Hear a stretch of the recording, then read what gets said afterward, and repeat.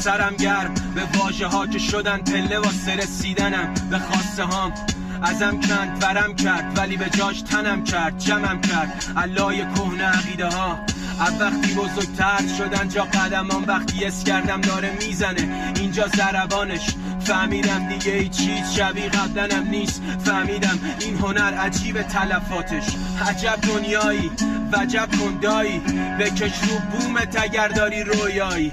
من اگر هرچی که دارم در هنر، دستی که دارم در خودم، حرفی که دارم از اوست شکرش. نرمیده نه از پا افتادم، نه نخمیده نه ز عیش خوشحالم. من زهر کشیدم الا بلای گفتارم، بلکه رنگ بگیره این لعنتی خودکارم.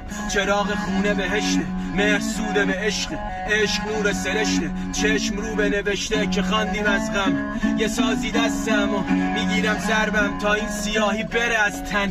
بکش بیرون اگه درد هست به چشم ازشو بکش، حرفم و با رنگی سرتر از رنگ برف. مدام پرسه لابلای زجه ها، خدام خسته ولی پا به پام تو لحظه ها میاد میسازه خنده ها.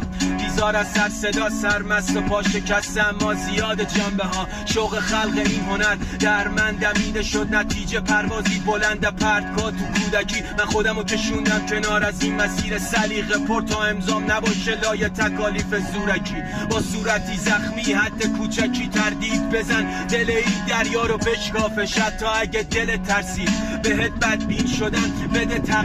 برو از این فضای آدمای جوگیره خالق مخلوقت را بنگرد. بین بنده تا بنده فرسنگ ها مصر میشه چی که یکی عاشق است دیگری کینه ای، ولی در تمام این عالم فقط خودم و خودت را عشق است.